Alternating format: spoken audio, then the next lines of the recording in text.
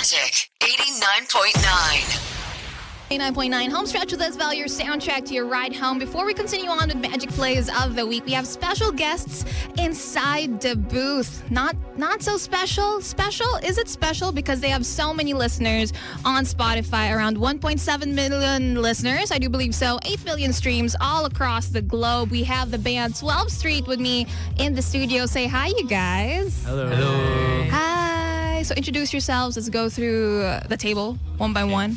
Hi guys, I'm Alan. I am AJ. And I'm Alden, and we have our drummer here, Jason. Hi! How are you? Lahat A yung pangalan nyo, no? Yeah. I just realized. Opo. Sana triple A na lang yung pangalan ng banda nyo, hindi 12th Joke Street. na lang. Joke namin yan. Okay, so how are you? Saan kayo galing before this? Came from another Dimension. Crazy. Multiverse. came from another radio then. So we're doing this today. Like our OC did a radio tour for us. So this is the second one today. Yeah. Cool. So you guys know now how this is gonna go, right? Hopefully. Kinda. Okay. No surprises. Nothing too saucy. Let's start off. How'd you guys meet? How did 12th Street start? So 12th Street, we're all session musicians. We used to play for different artists and kind of just noticed na, uy, may chemistry pag natugtog tayo. Why not try forming a band and see where it goes? So 12th Street was really just experimental. Oh. Just see where it would lead. And nagulat na lang kami, dito na kami. So, how did you guys, were you all just part of the music industry? Tas nagkikitaan lang kayo pagka may gigs, ganon? Not really. Ako personally, I met AJ in a music store. Oh. And we just jammed. Nag-jam kami sa music store, Masara. Tapos we followed each other, then we didn't talk for a while. And then we were connected. He messaged me. Parang jam lang. Music din. Music. So we could connect. Oh.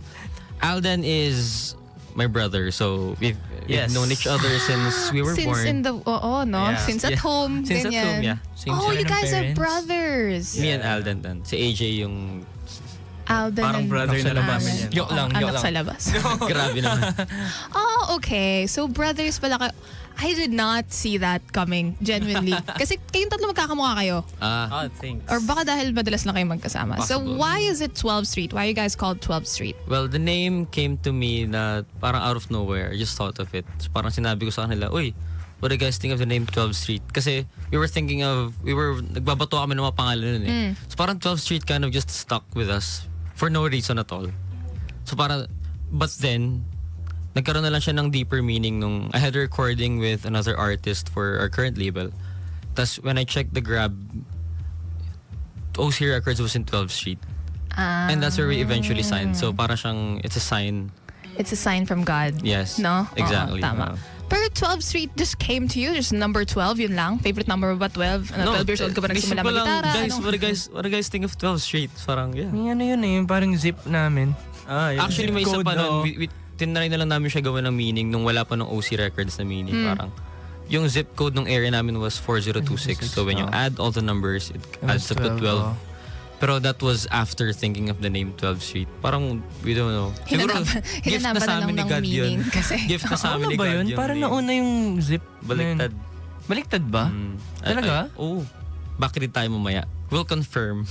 Yes, and let me know. We'll post it on our socials to confirm to the people. So what did you guys do before becoming 12th Street? Was it always music? Was it always music yung what you wanted to do? Did you study music in college?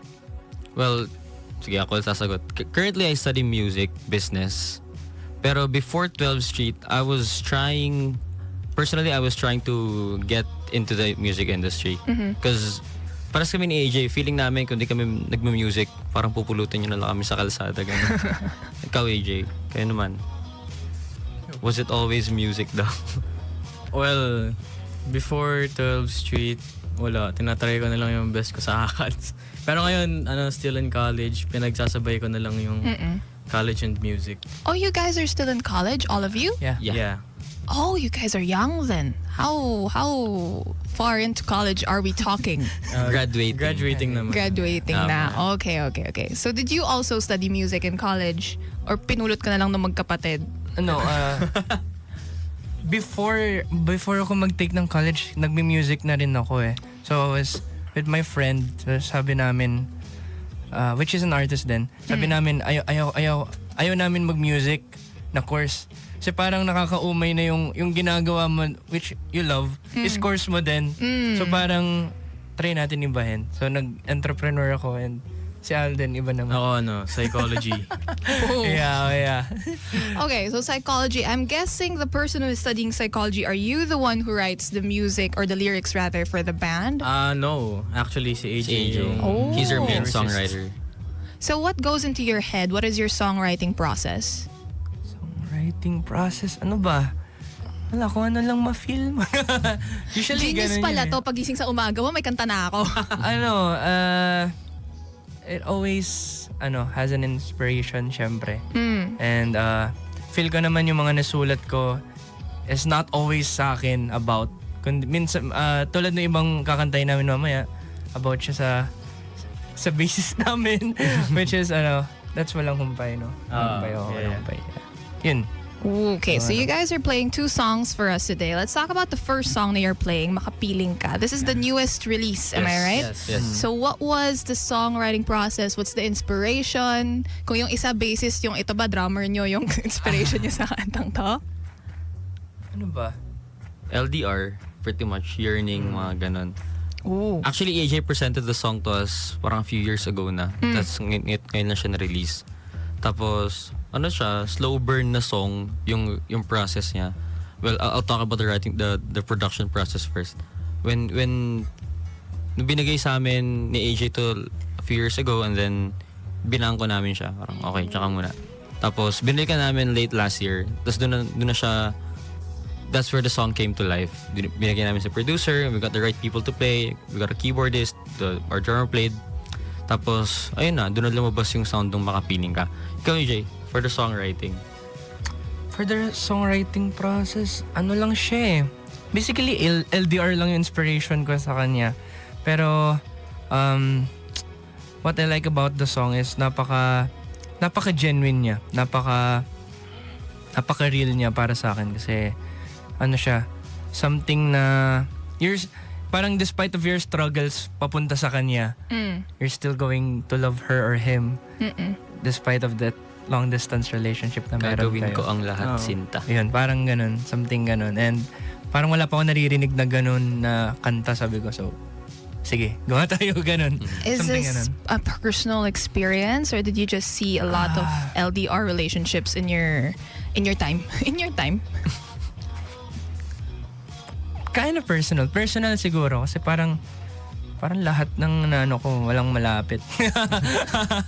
Tapos, Kasi you guys are from Laguna, Laguna, am I right? yeah, So wala yeah. talagang malapit kung exactly. kung dito kayo nagtatrabaho. Oo nga naman. Diba? Tapos, parang lang din. Parang just imagine yung bus, tapos yung mga tren, yung MRT or whatever. Sobrang daming lipat. Oo, and lilipat ka from another sasakyan to sasakyan. Ganon. And parang habang nandun ako sa mga sasakyan na yun, parang na-enjoy ko siya. Parang at that perspective, ayun na. A song was born. And a star was born. Wow. So sweet. Okay, but I feel like music should speak for itself in a sense, right? So this one is their newest release, Makapiling Ka, 12th Street on the home stretch whenever you guys are ready.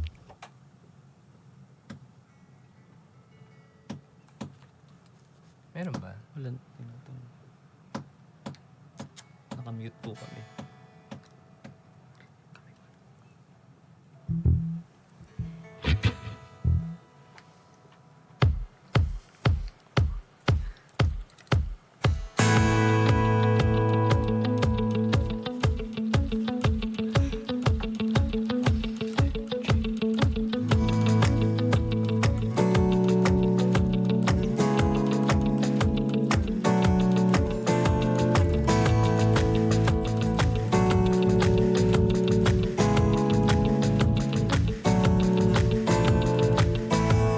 Ilang hakbang papasinta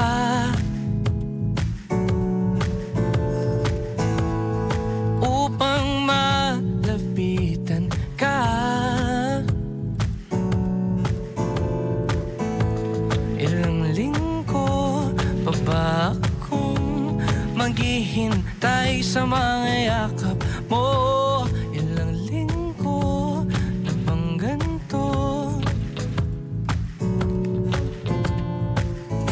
San pa ako mapadpad? Ikaw ang tanging hanap at hangat.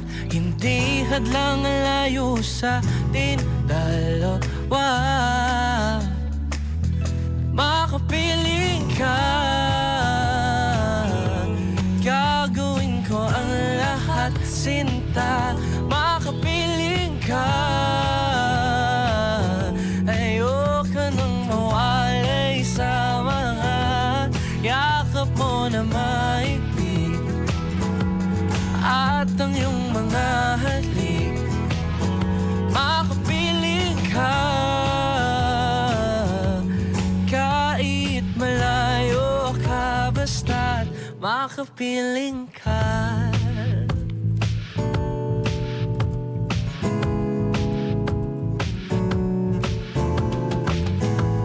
Natidinig ba dyan, sinta, ang aking awit para sa iyo? Sana'y makamtan ko na iyong kamay ay mahawakan ko. Hindi ako hihinto sa lakbay kong patungo sa'yo. Hindi ako hihinto. San pa ako mapadpad? Ikaw ang tanging hanap at hangat. Hindi hadlang ang layo sa atin dalawa. Makapiling ka, gagawin ko ang lahat, sinta. Makapiling ka, ayoko nang mawalay sa mga yakap mo na mahigpit at ang iyong mga halik. Makapiling ka, kahit malayo ka, basta't makapiling ka.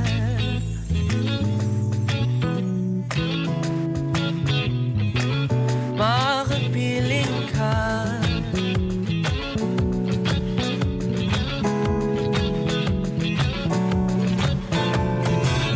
Saan pa ko mapadpad?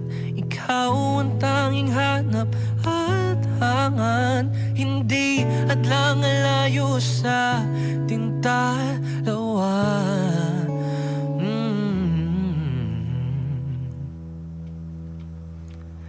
Makapiling ka, gagawin ko ang lahat, sinta. Makapiling ka, ayoko nang mawalay sa mga yakap mo na mahigpit at ang iyong mga halik. Makapiling ka, kahit malayo ka, basta't makapiling ka.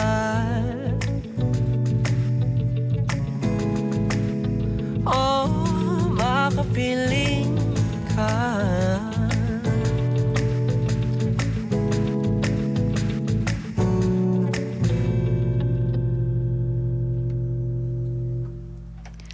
Street on the home stretch, Magic 89.9. That was their newest song, Makapiling Ka. I love the guitar riff in the beginning. I think that was my favorite part. I was listening to the entire discography on the way to work, by the way, and I feel like it's the perfect type of young love type of road trip song. Feeling ko yun yung nakita kong vibe listening to you guys' music. And somebody on TikTok said, Alden, I love you. So, yeah, wait, I'll give it to you guys so that you guys can say hi to the people on TikTok. May you please help me bring it to them. Thank you so much. Oh, the stand. Ayan. Thank you. Ayan. All right. So we are live on twitch.tv/Magic899TV as well as on TikTok. That is Magic899 for ya. There you go. Ayan. If you do want to see them live, if you have any questions, you can find us again on TikTok. That's Magic899. Now, deviating a little bit away from the music and the production and the lyricism of it all, let's talk about movies, because on the home stretch, we talk about movies sometimes. We do movie reviews. What is you guys' favorite movie? Right now, I'm at Top Gun Maverick. Whoa. Oh. Why? I mean, no judgment. No Right now, judgment. meron akong fixation ngayon sa mga jet planes. Oh, okay, That okay. is the most random thing. Pero yeah, I feel like it's a guy thing, no? Every now and then, you just have Yeah. to go back to Top Gun. well, that's true. I love Top Gun. For the others, ayan, ako nagtinginan na. Kanina pa to nagsasalita yung isa yung tulungan mo naman yung kapatid mo. Sa maganda akin, siguro ang favorite film ko ngayon. Siguro Good Will Hunting. Wow. Robin Williams and sila Ben Affleck. Siguro favorite ko siya kasi medyo psychological din yung film and medyo passionate din kasi ako sa undergrad ko.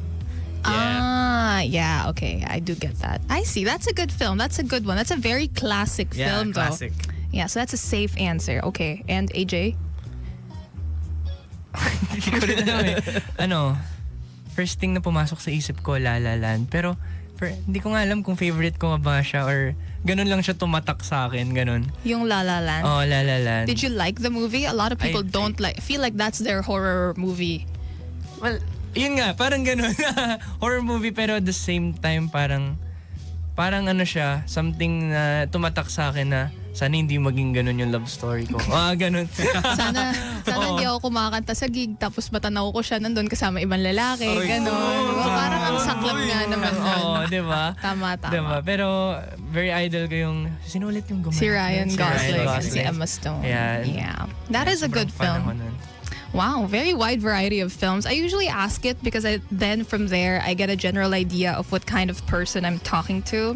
I get very judgmental when it comes to films, but that's just me. But also, again, I was saying you guys have a very road trip soundtrack type of film. So kung pwedeng gamitin yung songs nyo as an OST to a movie, international or local, what do you think it would be?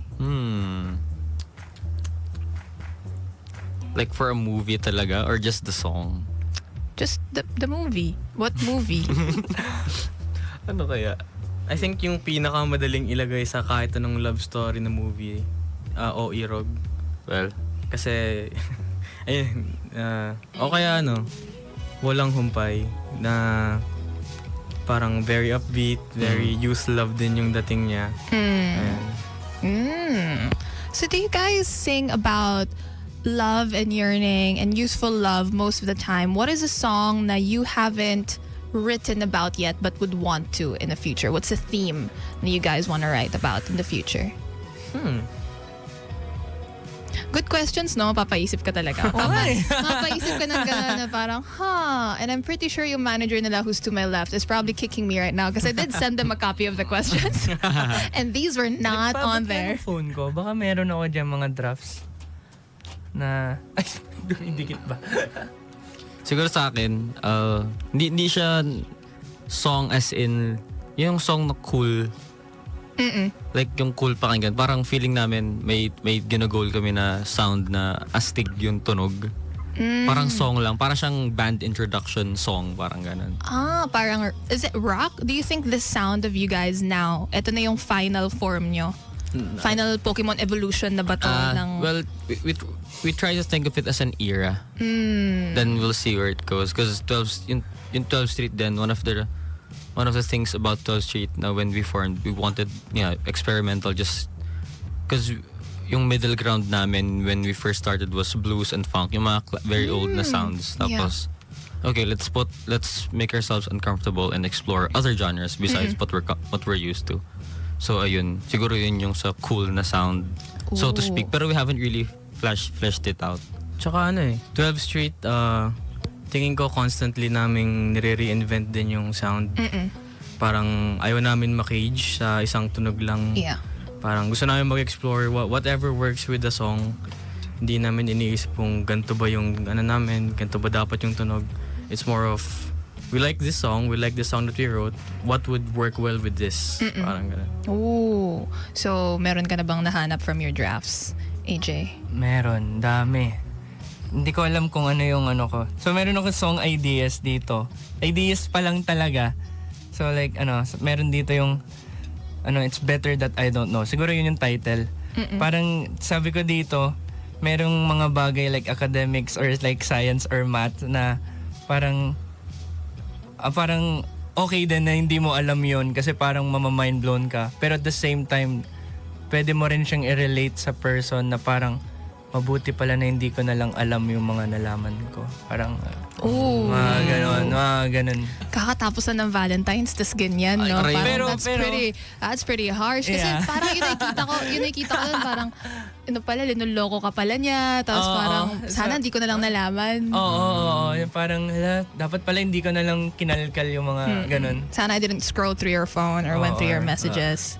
Type ganap. Ooh, okay. So, what do you guys usually spend your time on? Kasi I was asking about movies and that's my pastime. So, away from the board, I watch movies, series, I binge watch everything.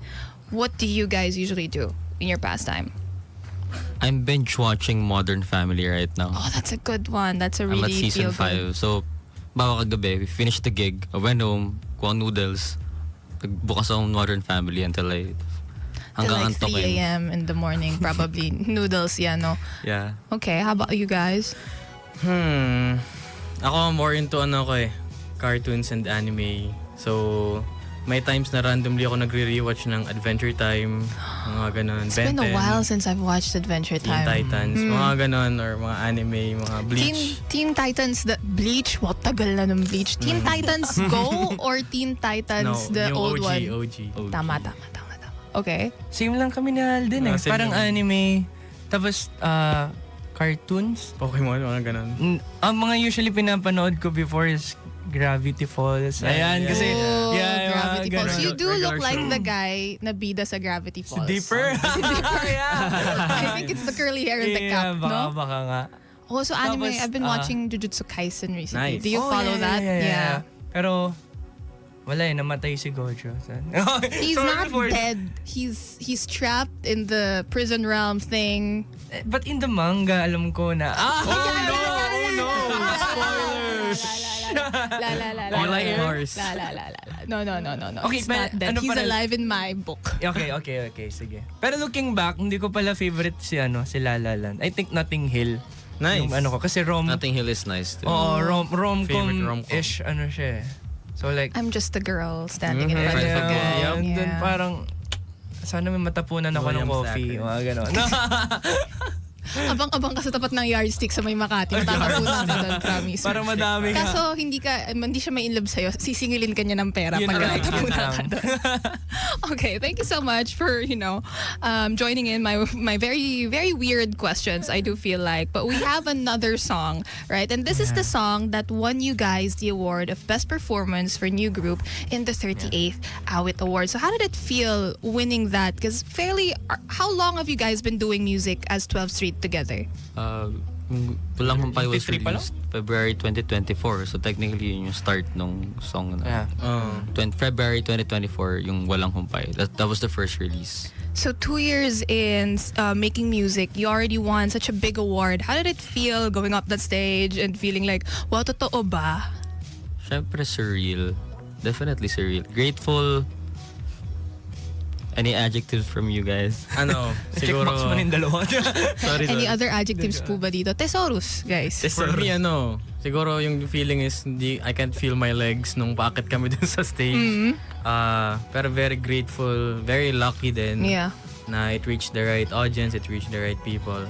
And we're very thankful na we got recognized for it. Hindi naman dahil sa parang in-expect namin yun or pero dumating siya and it's a blessing for us, for the band. So we're very grateful. And nakaka-inspire siya na to do better. Make more music. Yeah, for sure. Dipper. May ambag ka sa question natin. Different. 3 points ba, Kobe? Okay. Why Kobe? Guys, you can only see them right now, I swear. It's like a classroom. Okay, the award-winning song, Walang Humpay, 12th Street, are gonna be performing it right now. Again, you can watch us live on twitch.tv/Magic899TV. We're also live on TikTok, that's Magic899 for you. Once again, Walang Humpay, 12th Street on the home stretch. Whenever you guys are ready, today's best music, we are Magic 89.9.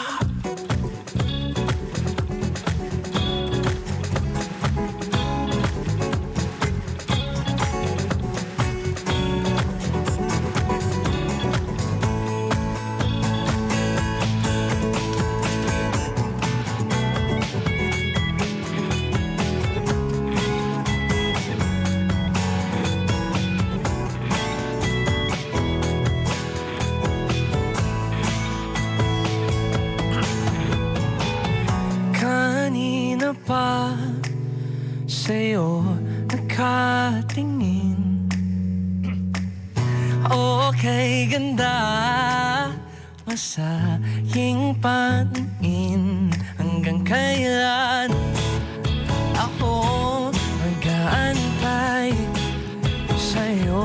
Hanggang kailan ako mag-aantay sa'yo? Sa'yo lang nakamasid, walang humpay na pag-ibig, pagkat ako'y sa'yo, ika'y sa'kin mahal. Sa'yo aking dadalhin, walang humpay na daigdig, basta't ako'y sa'yo, ika'y sa'kin mahal. Mga mata mo na nagdingin, o bakit ba ako nakitin? Hanggang kailan ako mag-aantay sa'yo? Hanggang kailan o ako mag-aantay sa'yo?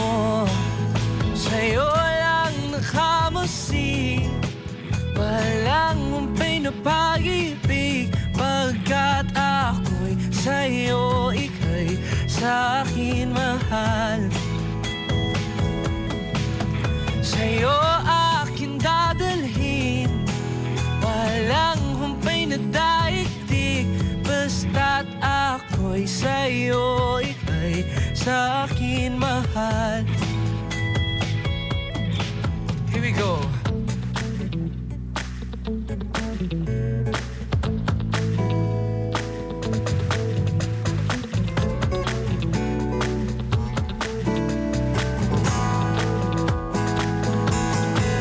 Sa'yo lang nakamasid, walang humpay na pag-ibig, pagkat ako'y sa'yo, ika'y sa'kin mahal. Sa'yo akin dadalhin, walang humpay na daigdig, basta't ako'y sa'yo, ika'y sa'kin mahal.